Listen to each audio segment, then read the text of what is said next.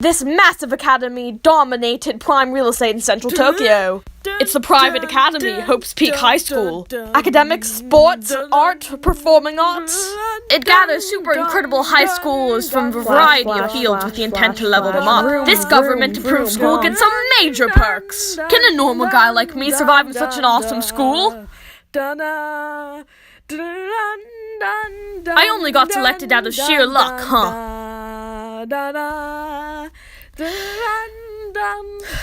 Ready to go? My new school life was about to begin. My first step onto the campus was filled with hope. What gives?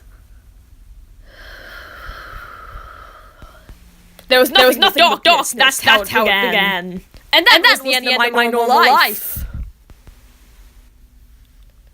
I probably should have caught on right then and there.